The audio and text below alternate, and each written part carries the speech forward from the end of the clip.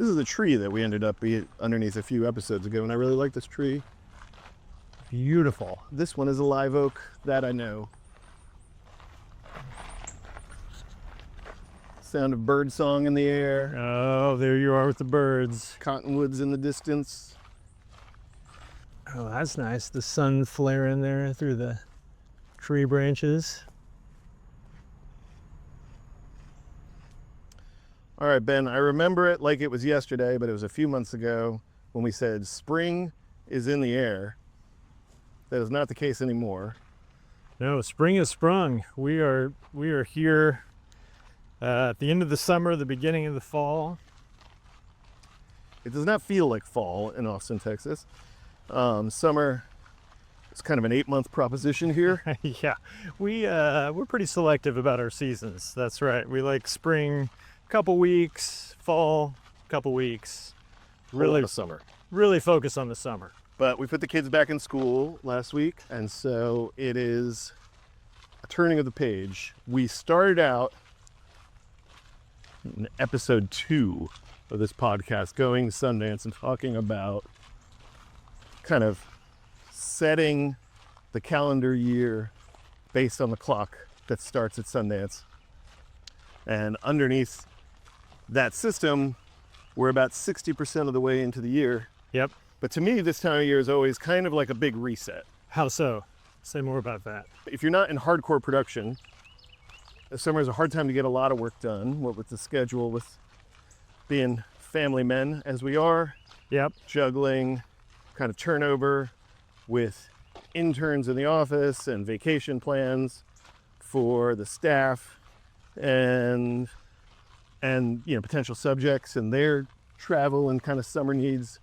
And so feels like things kind of fall apart towards the end of the summer, and then boom, September comes along and get your heads focused and set. Yep. And it's time to get to business. Yeah, everybody sort of takes the summers off and then comes back to the office in September, raring to go, and they're looking to fund projects and get things in production for the upcoming calendar year.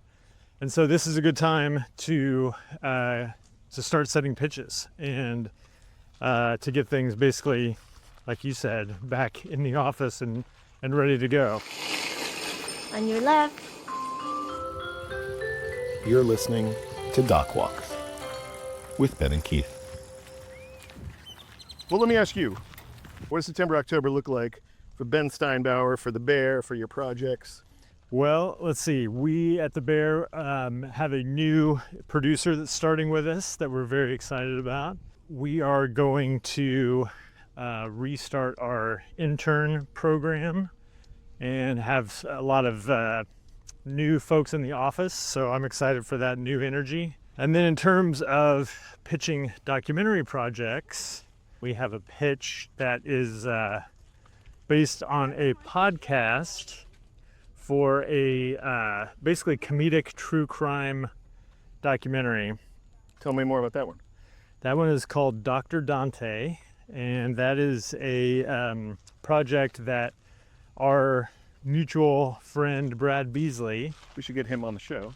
who will be a guest on the podcast, no doubt at some point, has been developing for years and years. And we are working together with Jimmy Kimmel's company, Kimmelot, and Campside Media, the podcast company who created the podcast, to basically make a feature doc where this guy is kind of like the original like online influencer who basically scammed tons of people out of millions of dollars. And he's no longer with us, and Bradley was the last person to film him and expose how he pulled his cons.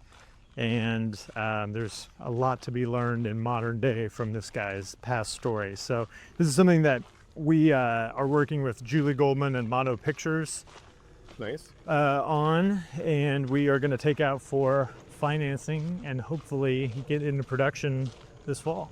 So this is a project that Bradley Beesley, Yep. Oklahoma by way of Austin, Austin by way of Oklahoma, filmmaker, developed as a film project years ago with the subject when he was still alive, created lots of material that didn't become a film project, but then became a podcast.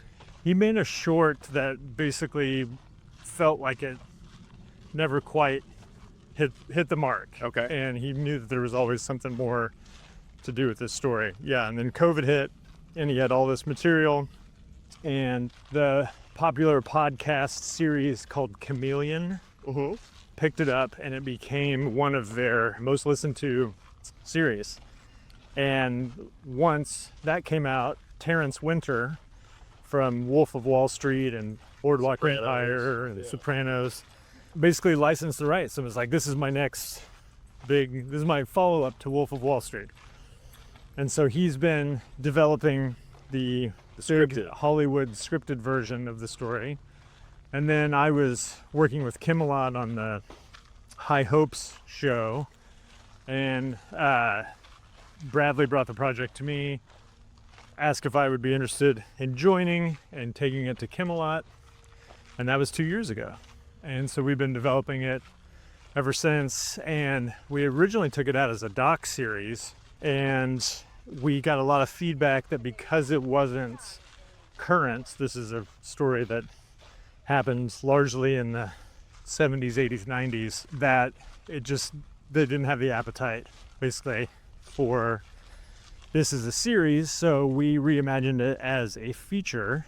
Okay. And have brought on Julie Goldman to That's a good move. help us find financing. So that's where we are. Okay, so that's going to be a big push for you this September. Yep.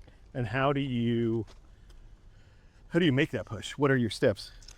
Well, so we've kind of done the traditional development steps of creating a sizzle, creating a deck, aligning with getting a celebrity executive producer like Jimmy Kimmel, and having a big name writer like Terrence Winter. Now, Julie Goldman's company will help us think about who we could cast for the reenactments, which will be a big part of it. Also, pitch it as a package deal so that if, let's say, an Amazon wants to do both the scripted Terrence Winter version and the documentary version, which we're hearing there is a large appetite for right now, that is on the table as part of the sale. And so we will take it out, and what that means is we get on these calls and we basically do a soft shoot routine where we pitch it. We tell them the story. Here's what the movie's going to be like. Here's why you should buy this. Here's why the audience will love it. So with Julie's booking these calls, you guys, this process had a lot of ups and downs. Yep. How many years into it are you? Oh, I'm 2 years into it. And Bradley? Oh, Bradley was filming with this guy back in 2008 and 9. Yeah, okay. So this is a long time coming. So I want to twist this scenario for a second. You are 20 years into your career, long relationships. I was at Bradley, one of your longest relationships, and like I said, we'll have Bradley on the show. He's foundational in your development. Absolutely. Yep. Absolutely. One of my mentors. And someone like Julie Goldman, who is a giant in the industry. Yep. She's, produced. And we got to have her on the show at some point too. For sure. Yeah. I was just on the phone with Julie the other day. Hey, Julie, if you're listening, come on the show. And so 20 years in, you have this opportunity to kind of put together this package of... These are heavy hitters. Yeah. Heavy hitters, exactly. Yeah. How would things be different if you were trying to get this thing going, but you didn't have that track record and you didn't have these relationships? What you had is a great story and a great subject, like Dr. Dante. Well, it would be a lot like how I started out, which was I could shoot everything I needed to shoot. I could edit everything I needed to edit. Basically you're kind of looking for support and screening versions of the movie as you go was always the way that I would do it. And I guess in a way still do that now. Yeah. Yeah, does that answer your question? Okay, yeah, for sure. Like, I mean, I guess, and what has changed, do you think? If you were starting today versus starting when you started, you said you'd go back to kind of how you started. Yeah. What's different today, do you think, for people starting out than where you were in that way? Well, you know, sort of all the cliche answers that I think everybody says are very true. Like, you know, the fact that we're shooting this show on these tiny prosumer cameras and it looks the way that it does and is as easy to edit. And then we can put it on YouTube, and, you know, like the barriers to entry for actually having access to the tools are so low. So you think it's much easier for emerging filmmakers today? I think it's easier to make the product. I think it's harder for people to watch it because everybody's sort of drowning in their own world of, I hate to use the word contents, but, you know, everybody's got the podcasts they listen to and the YouTube channels that they follow and the shows they're watching on Netflix. So to break into that and get somebody to pay attention to your movie, let alone like get off the couch and go to a theater, I think that is harder than ever these days. So I guess if I was starting out, I know this is such a cheesy answer, but I would just be all over social media all the time and would be trying to, like, you know, build up a following, get people excited, and be building basically like an audience for the thing that I was making while I was making it. And are you doing that now? No. Not at all. Well, Me either. I mean, I'm 47, and so, like, speaking the language of social media, I do to an extent, but not the way that, like, if I was in my 20s, which is what you're asking me, that I would be able to do, because that's just not the place I am in my life anymore.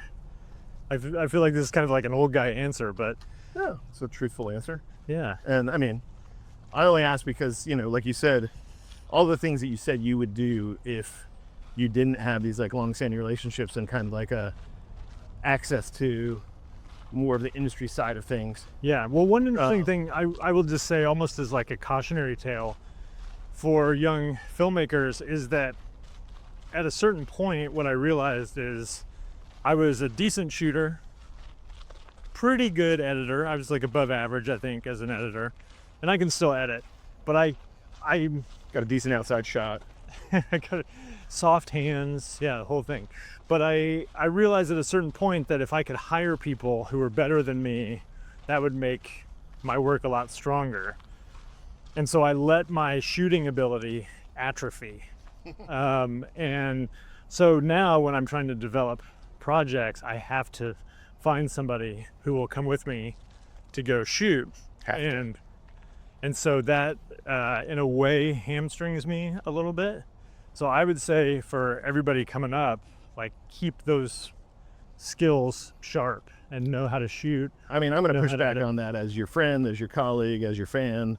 You could pick up a camera and figure that shit out over the course of 2 days of production Yeah, and figure out like what your voice is in that. And certainly it's not going to be the same as, you know, one of the great shooters that you've had the luxury of working with and the pleasure of working with, who are, you know, rocking an Arri Alexa or some of the other like fancy pants cameras yeah. that I know that you have. That's what I'm used to working with Yeah. at this point. And it doesn't have to be this rinky-dink little podcast camera, you know, Sony FX6 or a Canon C200 or 300 or C70, which is my camera of choice. You'd be run and gun and back at it before too long. So I wouldn't sell yourself short, Okay. you know. All right, I like this. Thanks for the pep talk, Keith. Yeah. But I bring up like when, you know, I was pushing on the point of your industry connections and your industry knowledge and your relationships, only because like your answer of like what you do if you didn't have that stuff today is like dip into your credit card and put in a lot of like sweat equity and man hours Right. and like roll the dice. And that is, you know, that's how I got started. That's how you got started. That's how I think just about everybody gets started. Yeah. And I think if you were at it today, you're absolutely right. That's still the way to get started. It's not only the most effective way to say, hey, you don't know me, I haven't done anything that you've heard of, Right. but I have something to say. Right. You kind of have to, you know, put your money where your mouth is and lay it on the line. Absolutely. But I think like the idea of like putting your stuff out on social media and building your audience from the get-go is something they've been saying since we both got started, right? Like build your audience, know the people. Cindy Dabowski was on one of our episodes, and they talked about Yeah.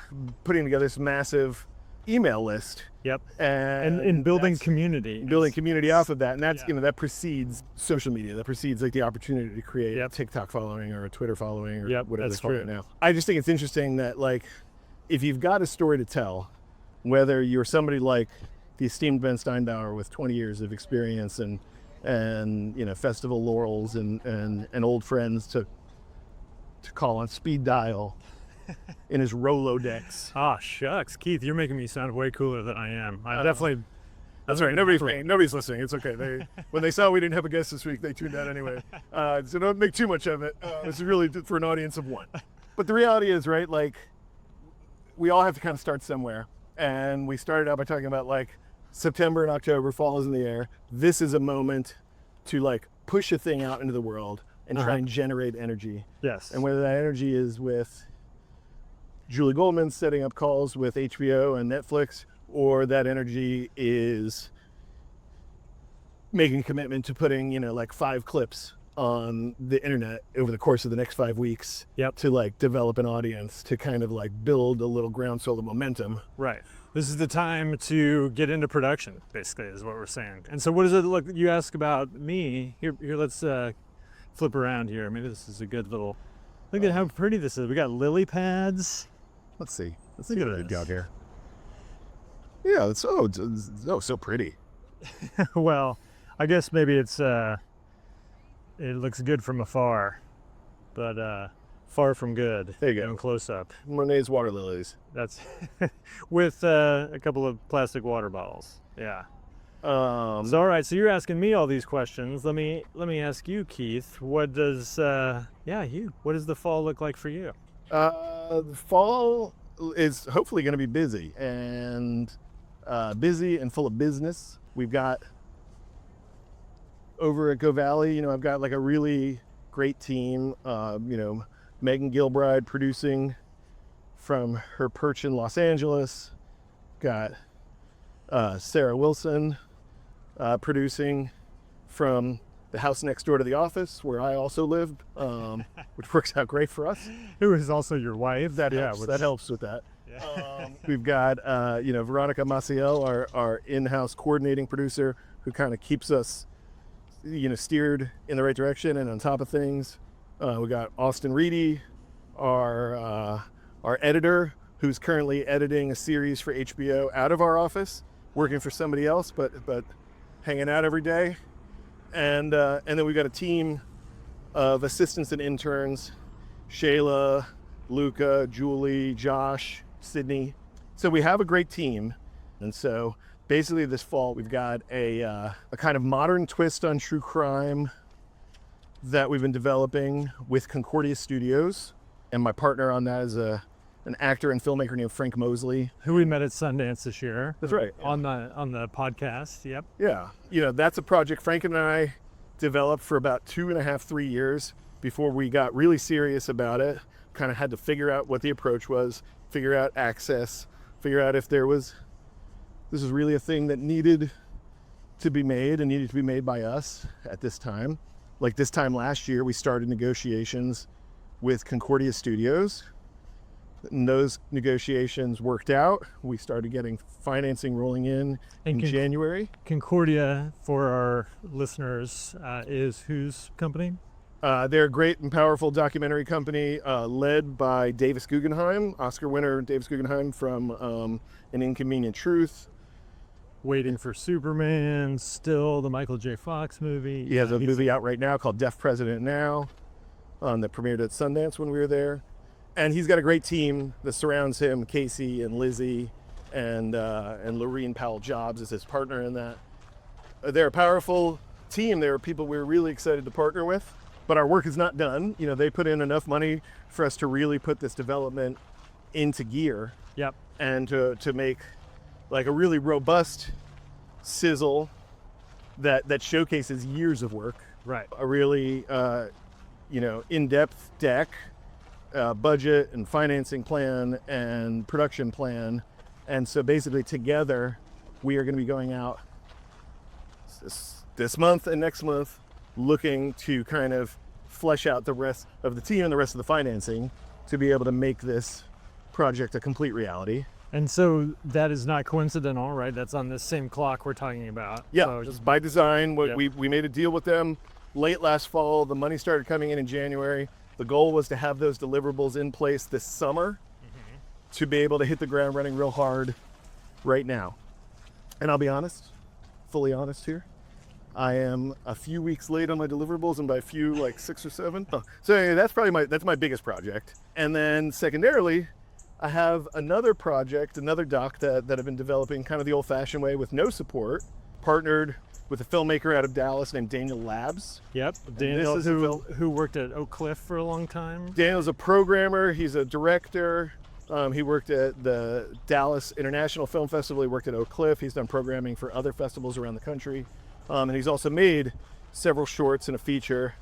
And he had access and an idea about a documentary that is, at this point, an all-archival kind of cinephile documentary about an international auteur in the 20th century with unique access to a trove of footage that nobody has ever seen before.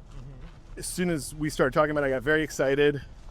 And for me, it brought up one of like kind of my favorite things about filmmaking, which is just an opportunity for like a massive amount of education. Like I didn't have deep knowledge of the subject by any stretch.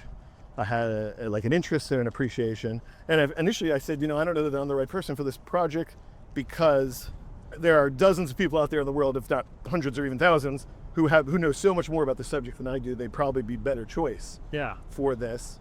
But Daniel believed in me and my voice as a storyteller and said, well, why don't we make the discovery and the education a part of the process? And so we've leaned into that. So anyway, we've spent a few months, about a year and a half since we started talking, and a few months of significant focus to really dial in to create a package for this doc. Because it's all archival at this point, there's no production. We didn't have to run around with cameras at all. We're basically digging through archives, pulling together rip reels, and making sizzle reel and deck and production plan and budget that allow us to kind of go out and start applying for grants. Okay. And well, that's interesting. Why are you going the grant route? Because this is really a culture documentary, and it's got a historical element, it's got a culture element. It's really an art for art's sake kind of story. But I think it's an important subject matter and an important, like cultural landmark to kind of like to plant a little flag of history that hasn't existed. And so, whether funders will see it that way, I do not know. But the other reason we went out for grants was because grants have deadlines. And without deadlines, I'd be chit-chatting with Daniel and Megan and Sarah and Austin about this, 9 months from now. So, you are a good chit-chatter. Thanks. It's true. But yeah, so we used the deadline of the Austin Film Society development grant to get our act in gear this summer. That grant did not require a sizzle reel. It just required a write-up and some financial ideas and kind of putting some ideas on paper, which isn't my favorite thing to do, to like write about a filmmaking process that hasn't happened yet. Right. But I wrote about that in my write-up, that this will be, like all the documentaries I strive to make, a journey of discovery that can only be figured out through the process of making the thing. But that we've got a great foundation to start with, historical basis. And like I said, the fact that this footage has never been seen by anybody, and it's not a little amount of footage, it's a lot of footage. Okay. Really gets me excited about it. So we used that deadline this summer to get going, and then immediately on the heels of that, we started identifying some other opportunities. We were invited to pre-apply to Sundance Catalyst, which I've never been involved with before. I don't know a lot about, but I know I like the idea of catalyzing some forward momentum and some financing and some investment. Catalyzing sounds good. Yeah. So how did you get that invite? How does that work? Well, so I'm not exactly sure, to be honest with you. Like, I know the nice people at Sundance are like kind of working in the shadows to kind of lift projects up and place them through this Catalyst program into view of investors, individual investors, I believe. Okay. And so I think they reached out to different sources through the industry to ask for recommendations. And somewhere along the line, our project bubbled into that system. And so basically we got an email from them saying, you've been invited to submit a pre-application, and depending on how what they determine from the pre-application, we might be invited to apply, and then depending on how they feel about that application, we might be allowed to mingle into the world of the Catalyst at Sundance this year. Okay. I don't know. Like I said, it's all new to me, but again, the biggest and most real part that came of that, one, a little validation, a little slap on the back that says, hey, somebody out there thinks this is a good idea. Yeah. So that's nice. Yep. But the biggest thing that came of it is like another deadline.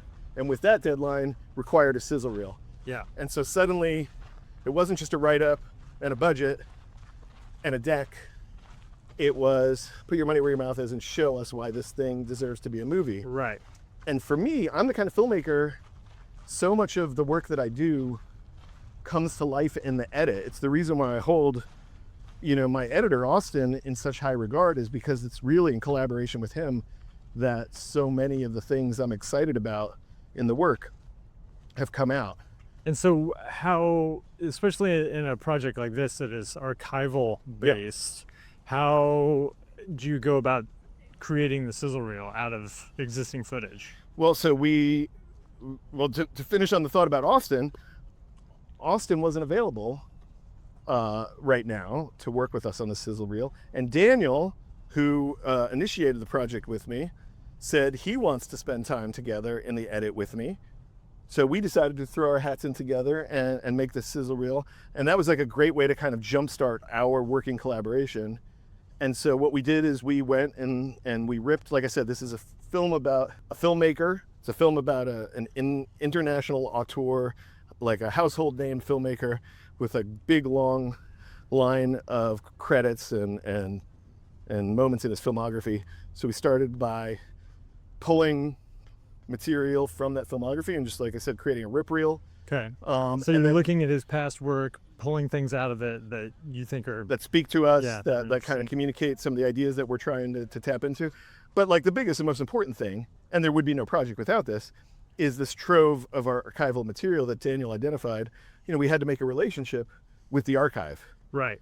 And so that's what we spent most of the last year doing, was connecting with this archive, explaining what we'd like to be doing with the material that they've been protecting, that they have the rights to, and kind of winning over their participation and collaboration, which I'm glad to say we have, because there'd be no project without that. Right. It's one thing to have those conversations and to make that relationship. It's another thing to like start working with the material. And so that's kind of where we're at, is like pull together the archival material and start cutting it. So you did the actual editing of the sizzle reel? Yeah, Daniel and I did it together. Daniel initiated it. I jumped in with him. We kind of tag teamed it for a week together here in Austin. He lives in Dallas. And like I was saying before, for me as a storyteller, it's so much of what I'm excited about process-wise happens in the edit.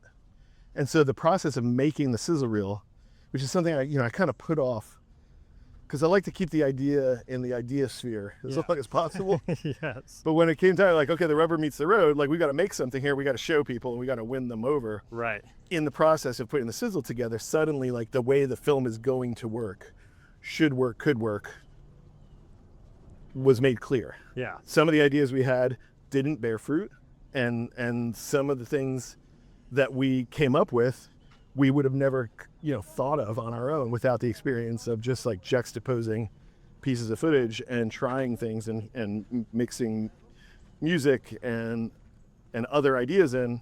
So anyway, that's been a really incredible and fun project this summer. So I come out of the summer with 2 projects ready to go out with our hand out. Gotcha. So, and is that, so to ask you the same question you asked me, is that basically how you would have approached it when you were starting out in your younger years, or is that evolved and is Well, it different? It's, I would say you taking these two projects, like one is the new way and one is the old way. And so with the true crime story, working with Concordia, that is, my agent set a meeting with Concordia. It was a general meeting. That isn't a meeting I would have been able to set up myself 20 years ago. Right. I wouldn't know how. I wouldn't know to even ask for it. Yep. Out of that general meeting, usually nothing comes out of general meetings. It's just like a way to get to know you, a little meet and greet. Yep. We should work together down the line somewhere. Right. But this is the rare instance where a general meeting turned into a financing deal. Wow. And so in that general meeting, for our audience that doesn't necessarily understand that term, your agent basically says, hey, I sent your bio and talked you up to blank company. So in this case, it was Davis Guggenheim's company, Concordia. Yep. And somebody over there whose job it is to keep track of filmmakers. Casey Muir, who's that's exactly her job, is to find new projects to make deals with. Yep. To be aware of what's going on in the industry, to kind of know what the company wants and what the industry can bear. Yep. Like we just had a meeting and we hit it off and we got into a place where we found some common ground and she said, let's work together. So that happened, about a year ago. Right. And so then from there, a lot of times it's, they're sort of keeping track of what you're doing. But in this instance, you pitched this project probably, or talked about it in that general. I said, well, what are you guys interested in? What are you looking for this year? And she said, oh, we're interested in anything. We're looking for all kinds of things, pretty much anything except true crime. I said, oh, that's funny because I have one of those, but I'm not really pitching it yet because I haven't taken it far enough to really know exactly what I want to do with it. And I want to be careful with it because people do such a terrible job of making like true crime, which has like a stigma against it. And it's an earned stigma, I think, in most cases. Mm-hmm. And she said, well, now I'm curious. So what do you have in mind? And that turned into a deal. And so to answer your question, like, how did I end up, how would I treat it differently if I was starting out today? That project I couldn't do this way. Like I wouldn't, that's a project from the get-go. That existed because of your agents and the connections. It existed because of the work that I've done. My agent was able to set the meeting. Casey was aware of my previous work. Yeah. I had met Davis years ago. A lot of dominoes had been set. Right. In the 15 years leading up to that meeting. Gotcha. But on the archival doc about the filmmaker, that is one that I'm literally doing exactly what I think I would have done in 2004 when I got started. I partner with a strong collaborator. I did a round of research. I talked myself out of making it and got talked back into it. All the steps that I wouldn't have gone into when I started, and then we made something, and we were utilizing grants as a motivating factor to hit deadlines. We may not get a single grant for the project, but the process of like filling out first the AFS grant application, then the Sundance Catalyst grant application. We're applying to the Meadows Foundation. We're going to the foundation library to research other grants that we don't even know about, just like I did in 2004.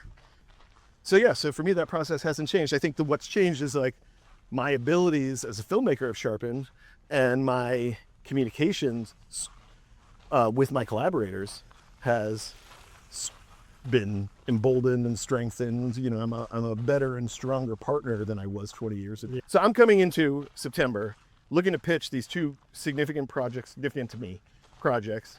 And then I've got at least two other docs that are like in the building blocks for that, so that as we go into the pitch process, hopefully we're connecting with execs, with financiers, with independent investors. And when people say, this isn't right for us, what else do you have? Then you've got something else in the hopper. Yep. I've always got something else. Yeah. And I've always got something else, not because like I'm a mercenary who's like, if I don't have something else, I can't make a career. Right. I got something else because I've got like a million curiosities. Right. Which is awesome, which is what you need ultimately to be a storyteller. You gotta want to tell the stories and go out and actively find them and develop them. Yeah. And I think like one of the downsides is they're all very different from each other. In addition to these documentaries, I've got a scripted animated series that I've been kind of knocking my head against for a couple of years with really great producers out in LA, trying to figure out how to get this unique show into the streamers' back pocket or onto TV screens. You know, I've got 3 different scripts that I've written with my screenwriting partner. I've got 2 different indie features that I'm trying to write myself right now. Wow. Yeah, because you also work a lot in scripted and in fiction. You know, I don't get as much done as I'd like to. And honestly, adding this podcast in, it's really complicated things in that this is the thing that's got the fastest turnaround and the most like day-to-day. Well, you're welcome. Thanks. Yeah, I see where you're going with this, and you're welcome. But I've loved it because it also is so many of these projects. Literally, if you hear every project I've talked about has a number attached to it that is registered in years. Right. Right. So to make something like this, where we are talking on a Wednesday morning, and 2 Thursdays from now, people are going to hear this. Yep. That scratches a big itch for me, which is like actually just making something. Yeah, me too. And here's the grackles. Hello, little grack. Let's see if we can get it to grack. Okay. Well, so we started out by talking about, again, fall may be in the air, but it's about 95 degrees here. We're both Sweating. sweaty middle-aged men. Young people of all stripes are zooming past us on this trail. Yep. Men with their shirts off, glistening in the sun, muscles, young people, older people that are somehow in much better shape than me. And here we are with our pot bellies and our sensible shoes. Yeah. But hopefully we've accomplished something in this conversation. We talked about kind of what the next 2 months are looking like from a pitch perspective. Let's just lightning round some other details about the fall that kind of make this an exciting time of the year. You mentioned getting your internship program back up and running. Yep. So if anybody listening is interested in being an intern at the Bear and coming over to work with us on developing projects and working on commercials, we're always accepting applications. So you can find out more about that at our website, thebear.us. And then, as everybody who's a film lover knows, as we get closer to the holidays, that's when like the award winning films start to be released. And so there are certain festivals that come along that go with that. So like the Toronto International Film Festival. Yeah, Toronto's about to happen. IDFA over in Amsterdam. In New York, you've got Doc NYC, which coincides with kind of like a whole round of films that came out in the spring in the festival market are now hitting theaters in the fall. So like the films that you were looking at, that you were hearing about at Sundance, at South by, even at Tribeca, are now hitting streamers. They're hitting theaters. There's a real art house revolution that's happening nationwide. Reed Davenport and Sandy Dubowski and some of the other filmmakers that are self-distributing have shown us. So I think like paying attention, if you're an emerging filmmaker or if you're a mid-career filmmaker or like us, like paying attention to what other people have been working these last 3 or 4 years on that are finally ready to share. Yep. This is a great time of year for that. And I think what you can do, like it's easy to feel out of touch and out of sync with the festival world if you're in the middle of production or on the front side of a thing that feels like 3 years away from being done. But just going to festival websites and seeing like what's a premiere at Toronto and what sounds interesting to you. Where are some names that you've heard before from veteran filmmakers, bringing their 4th or 5th film out, and what are some brand new names, some new voices? That's right. You can learn a lot by just going to festivals' catalogs, and looking at what's premiering. Yeah. Reading the descriptions of the movies to get a sense for like what's being funded, what kind of stories are being told right now. And go back to the beginning of the year, look at the Sundance catalog, the South by Southwest catalog, and see like which of those films are now available, and read reviews. Even if you don't get a chance to see the film, see what people are talking about when they talk about that film. What's an important subject? What's a groundbreaking stylistic choice? This is all great advice. And as usual, Keith, you kind of have to convince me to do these episodes where it's just you and I, because I sometimes worry that we aren't delivering much of value to people when it's just talking about our experience. But as usual, I'm very glad that we did it, that you convinced me, and I hope that you guys got something out of listening to us talk about how we think about our projects and what the fall is going to bring for us.